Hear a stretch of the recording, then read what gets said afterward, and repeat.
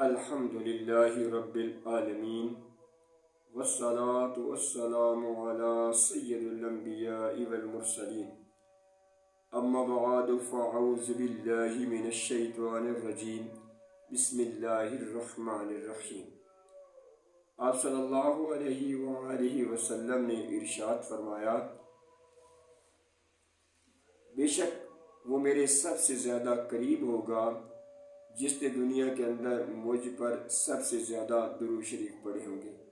اللہ تعالی ہمیں زیادہ سے زیادہ درود شریف پڑھنے کی سعادت نصیب فرمائے، آمین ثم آمین۔ صلو علی الحبیب صلی اللہ علی محمد وعلی آلہ واصحابہ وبارک وسلم۔ میرے معزز محترم مسلمان بھائیوں اور بہنوں، اچھے چینل کو سبسکرائب کرنا صدقہ جاریہ میں شامل ہے، سخاوت میں شامل ہے، احسان میں شامل ہے۔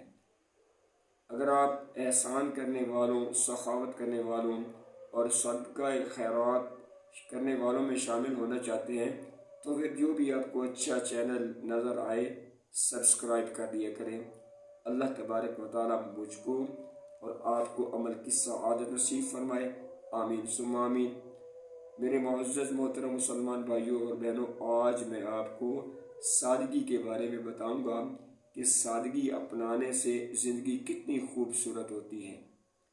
موجودہ ترقی یافتہ دور میں اگر ہم اپنے ارد گرد لوگوں کا اور باحیثیت مجموعی اپنے معاشرے اور ماحول کا جائزہ لیں تو پتہ چلتا ہے کہ مال و متاع اور جاؤ خشم کی حرص و حوث نے فرد اور معاشرے کو بے اطمینانی اور بے سکونی کے اس عذاب میں مبتلا کر دیا ہے جہاں کسی کو طمانینت، امن و عافیت، صبر و قرار اور سکون میسر نہیں۔ خواہشات کی غلامی اور حرص و حوث نے تمام آسائشوں اور مادی وسائل کی دستیابی کے باوجود انسان سے ذہنی سکون اور قلبی اطمینان چھین لیا ہے۔ آج معاشرے میں ڈپریشن، بے اطمینانی اور مسائل کا انبار صرف اس لیے ہے کہ ہماری تمنائیں اور خواہشات لامحدود ہیں۔ قناعت پسندی کا جذبہ مفقود ہے۔ عہدہ و منصب اور مال و دولت کی حرص و حوث نے آدمی کو خواہشات کا غلام بنا دیا ہے، لیکن راحت اور سکون کوسوں دور ہے۔ اس کی وجہ صرف اور صرف ایک ہے اور وہ ہے سادگی اور سادہ طرز زندگی سے گریز۔ معاشرے میں ایک دوسرے پر بڑائی کا اظہار کرنے، زیادہ سے زیادہ دولت، مال و متاع حاصل کرنے، دولت و ثروت کے انبار لگانے، حرص و حوث اور بے جا تمناؤں کی تکمیل کا یہی وہ قابل مذمت عمل ہے جو معاشرے میں بے اطمینانی، اعلیٰ انسانی اقتدار اور مثالی تہذیبی اور اخلاقی روایات کے زوال کا باعث اور نفرت و عداوت کو پروان چڑھاتا ہے۔ در حقیقت یہی وہ مکروہ جذبہ ہے جو چوری، ڈکیتی، قتل و غارت گری اور معاشرے میں دیگر جرائم کا باعث بنتا ہے۔ ایک مرتبہ آپ صلی اللہ علیہ وآلہ وسلم نے ارشاد فرمایا، حرص و طمع سے بچو کہ اس نے تم سے پہلوں کو برباد کیا۔ آپ صلی اللہ علیہ وآلہ وسلم نے کیا ارشاد فرمایا؟ حرص و طمع سے بچو کہ اس نے تم سے پہلے لوگوں کو بھی برباد کیا۔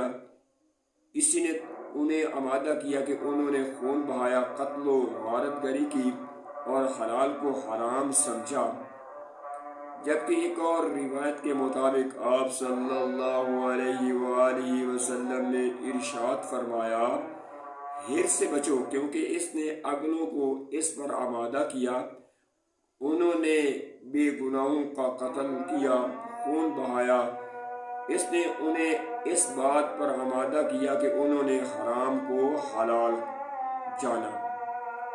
شیطان جن راستوں سے انسان کو غلط راہ پر ڈالتا اور گمراہی کی طرف لے جاتا ہے، ان میں حرص و حوص، بے جا تمنائیں اور خواہشات کی پیروی بھی شامل ہے۔ قرآن کریم میں اللہ تبارک و تعالیٰ ارشاد فرماتا ہے، شیطان کا یہ قول نقل کیا گیا ہے، اور اس شیطان نے کہا تھا کہ میں تیرے بندوں سے ایک حصہ لے کر رہوں گا اور انہیں آرزوؤں اور تمنا میں الجھا کر رکھ دوں گا۔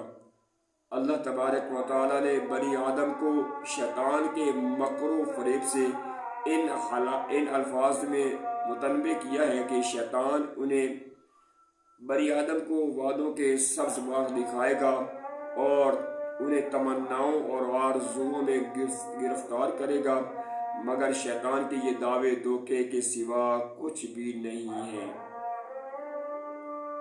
اسلام سادگی اور سادہ طرز زندگی کا دین ہے۔ اسلامی ثقافت اور اسلامی طرز معاشرت میں سادگی اور سادہ طرز زندگی کو بنیادی اہمیت حاصل ہے۔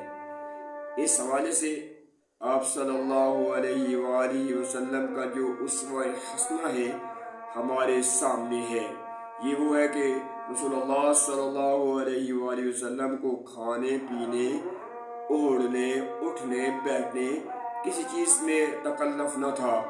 کھانے میں جو حلال اور پاکیزہ رزق سامنے آتا تناول فرما لیتے، پہننے کو جو سادہ لباس مل جاتا پہن لیتے، زمین پر چٹائی پر فرش زمین پر جہاں جگہ ملتی بیٹھ جاتے۔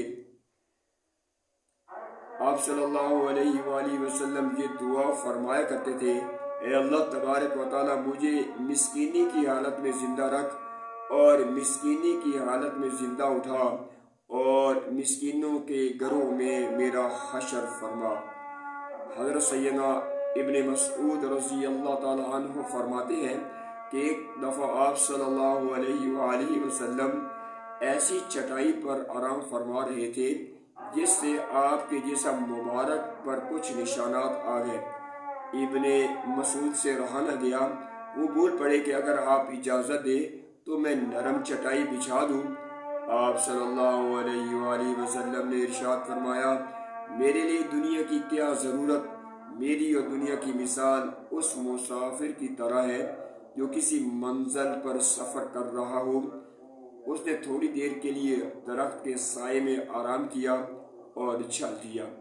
نیز آپ صلی اللہ علیہ وآلہ وسلم کے بستر کی حقیقت حضرت عائشہ صدیقہ رضی اللہ تعالی عنہا یوں بیان فرماتی ہیں کہ آپ صلی اللہ علیہ وآلہ وسلم کا بستر چمڑے کا تھا جس میں کھجور کے پتے بھر دیے جاتے تھے۔ حضرت عائشہ صدیقہ رضی اللہ تعالی عنہا نے حضرت سیدنا ابو ہریرہ رضی اللہ تعالی عنہ کو ایک موٹا سا جبہ اور ایک موٹا سا ازرا نکال کر بتایا اور اس بات کی نشاندہی کر دی کہ یہ وہی دونوں کپڑے ہیں جن میں آپ صلی اللہ علیہ وآلہ وسلم اس دنیا سے پردہ فرما گئے۔ تکلفات سے احتراز کی بنیاد پر آپ صلی اللہ علیہ وآلہ وسلم عمدہ سے عمدہ لباس سے گریزاں تھے۔ ایک صحابی نے ایک عمدہ لباس عطا کیا جس میں آپ صلی اللہ علیہ وآلہ وسلم نے نماز ادا کی، وہ نماز کے بعد فوراً اسے اتارا اور لوٹا دیا۔ دوسرا سادہ لباس زیب تن فرمایا اور ارشاد فرمایا، لے جاؤ، اس سے میری نماز میں خلل واقع ہوا۔ ظاہری طور پر جسم انسانی کی بقا کا ذریعہ غذا ہے، لیکن وہی غذا انسان کے لیے مفید ہے جو اسے بندگی پر قائم رکھنے کا سبب بنے۔ اس لیے مقصود اصلی اطاعت و بندگی ہے۔ جب مقصود اصلی سے صرف نظر کر کے غذا کے لیے دوڑ دھوپ ہوگی تو ظاہر ہے کہ اس میں حرمت و حلت کے پہلو بھی نظر انداز کیے جائیں گے۔ یہ غذا انسان کے لیے مفید ہونے کے بجائے مضر ہوگی، جس میں سادگی کی بجائے تنوع و تکلفات شامل ہوگی، جس میں فضول خرچی و اسراف کی محتاط ہوگی۔ آپ صلی اللہ علیہ وآلہ وسلم کھانے میں انتہائی سادہ غذا اختیار فرماتے تھے۔ ام المومنین حضرت سیدنا عائشہ صدیقہ رضی اللہ تعالی عنہا کا بیان ہے کہ آل محمد رسول اللہ صلی اللہ علیہ وآلہ وسلم کے گھر والوں نے جو کی روٹی سے بھی 2 دن متواتر پیٹ نہیں بھرا، یہاں تک کہ آپ صلی اللہ علیہ وآلہ وسلم اس دنیا سے پردہ فرما گئے۔ حضرت سیدنا عبداللہ ابن عباس رضی اللہ تعالیٰ عنہ آپ کے طعام کی کیفیت کا تذکرہ اس طرح فرماتے ہیں، آپ صلی اللہ علیہ وآلہ وسلم عموماً جو کی روٹی اور سرکہ استعمال کرتے، اور آپ صلی اللہ علیہ وآلہ وسلم یہ دعا بھی فرماتے، اے اللہ آل محمد کے رزق کو باقدر زیست بنا۔ جب آپ صلی اللہ علیہ وآلہ وسلم کے لیے پہاڑوں کو سونا بنانے کی پیشکش کی گئی تو آپ صلی اللہ علیہ وآلہ وسلم نے ارشاد فرمایا، اے میرے رب،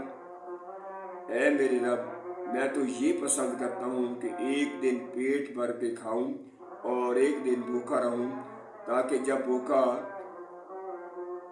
تاکہ جب کھاؤں تو تیرا شکر ادا کروں اور جب بھوکا رہوں تو آپ کی جانب گریہ اور زاری میں لگا رہوں۔ سادہ طرز زندگی در حقیقت اسلام کا وہ پیغام ہے جو انسان کی فلاح اور کامیابی کا ضامن ہے۔ اسلامی تعلیم یہ ہے کہ انسان کو زندہ رہنے اور اطمینان اور سکون سے زندگی بسر کرنے کے لیے جو کچھ میسر ہے اس پر قناعت کرنی چاہیے۔ اس لیے جب انسان سادہ طرز زندگی کا راستہ چھوڑ دیتا ہے تو وہ حرص و حوث اور خواہشات کا غلام بن جاتا ہے۔